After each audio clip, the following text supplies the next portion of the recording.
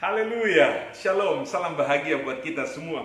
Kita telah belajar bersama tentang doa itu dalam 3 kata Ibrani sebelumnya. Yang pertama palal, yang kedua atar, yang ketiga tepila, dan sekarang yang keempat. Yang keempat ialah shal atau syael. Kita membaca Alkitab, kita lihat dalam Mazmur 122 ayat 6. Berdoalah untuk kesejahteraan Yerusalem. Biarlah orang-orang yang mencintaimu mendapat sentosa. Biarlah kesejahteraan ada dalam lingkungan tembokmu dan sentosa di dalam purimu. Ini adalah doa Israel untuk Yerusalem.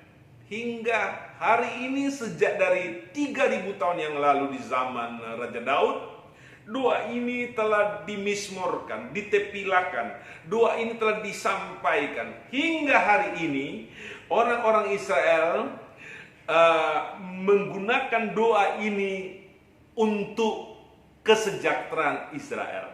Dan juga orang-orang Kristen di seluruh dunia menggunakan doa ini untuk supaya Yerusalem, Israel mengalami kesejahteraan. Mari kita lihat apa pengertian, apa makna dari syair ini.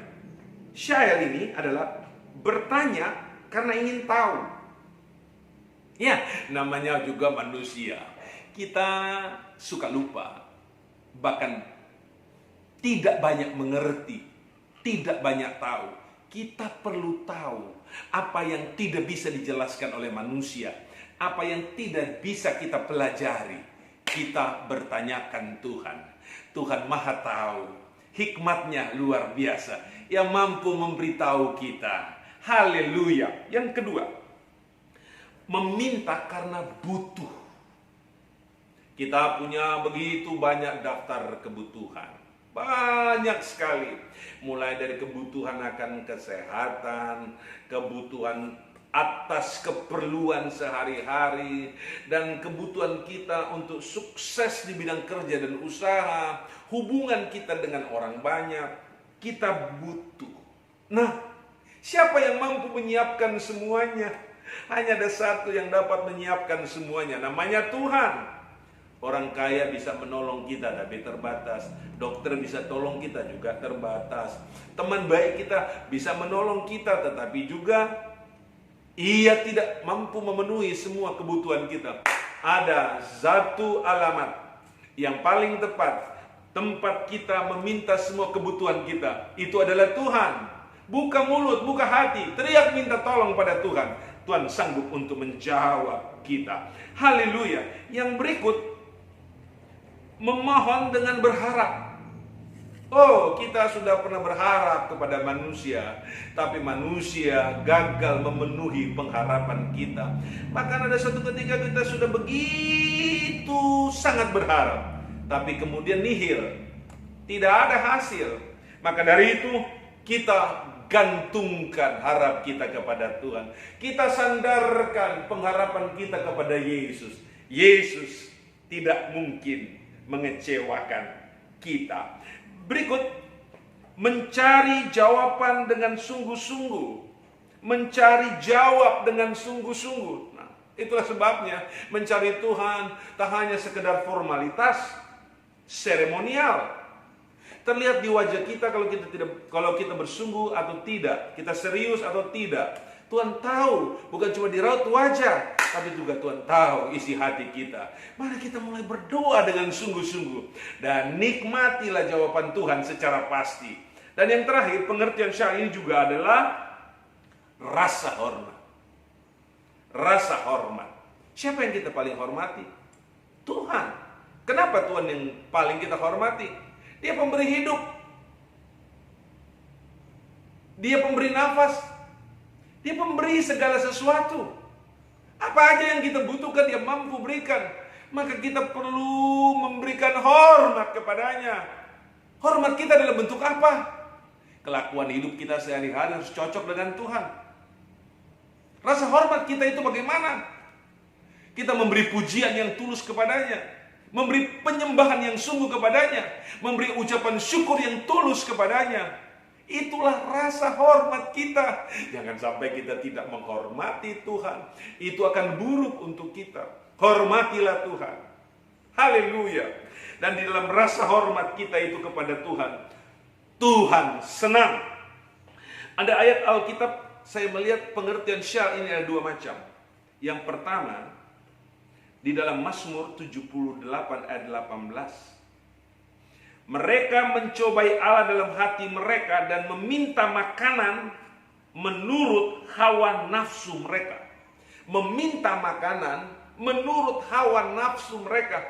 Ini tentang orang Israel. Akhir dari permintaan mereka, Tuhan kirim burung puyuh yang banyak.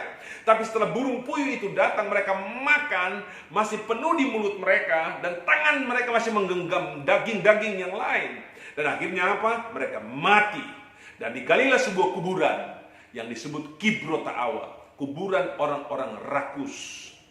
Kita meminta kepada Tuhan sesuai apa yang kita butuhkan. Kalau sepanjang apa yang kita terima dari Tuhan, kita salurkan dengan benar, kita pakai dengan benar, itu tepat. Tetapi kalau semua hasil yang kita dapatkan dari Tuhan kita pergunakan menurut hawa nafsu kita, maka kitalah yang akan celaka. Kitalah yang akan mengalami hal yang buruk. Itu contoh syal dalam konteks negatif. Sekarang dalam konteks positif. Dalam Mazmur 27 ayat 4. Satu hal yang telah kuminta, syal. Satu hal yang telah kuminta kepada Tuhan, itulah yang kuingini. Diam di rumah Tuhan seumur hidupku, menyaksikan kemurahan Tuhan dan menikmati baitnya. Ini adalah kerinduan bawa tubuh ke dalam rumah Tuhan. Kerinduan membawa jiwa ini ke dalam tempat ibadah. Kerinduan spiritual untuk membawa hidup ini di dalam tempat kediaman Tuhan, di rumah Tuhan. Jadi yang paling kita butuhkan saat ini adalah dalam kerinduan doa kita, datang ke rumah Tuhan, beribadah di rumah Tuhan. Di situ ada doa, ada pujian, ada penyembahan, ada firman Tuhan, ada ucapan syukur, ada persembahan. Di situ kita berkomunikasi dengan Tuhan secara komunal, ketemu dengan saudara-saudara kita, teman-teman kita. Kita memuji Tuhan dan kita berdoa. Jadikan kerinduan kita yang paling utama adalah beribadah kepada Tuhan. Haleluya, haleluya. Puji Tuhan, berdoalah untuk kesejahteraan Yerusalem. Di sini saya juga memiliki pengertian ada unsur syafaat di situ. Mari kita berdoa untuk desa di mana kita tinggal. Kita berdoa untuk kecamatan di mana kita berdomisili. Mari kita berdoa untuk kabupaten di mana tempat kita bersosialisasi, tempat kita belajar, tempat kita cari makan. Mari kita berdoa untuk provinsi kita, tempat kita hadir, berkomunikasi dengan banyak orang, dengan pemerintah, dengan teman dan saudara, tempat kita bermukim. Mari kita berdoa untuk Indonesia, negara kita. Kita bersyafaat, syal juga mempunyai unsur syafaat. Haleluya, haleluya. Kita berdoa supaya bencana yang sedang melanda seluruh dunia dan juga Indonesia cepat reda. Puji nama Tuhan. Saya akan tutup dengan sebuah bacaan ayat Alkitab.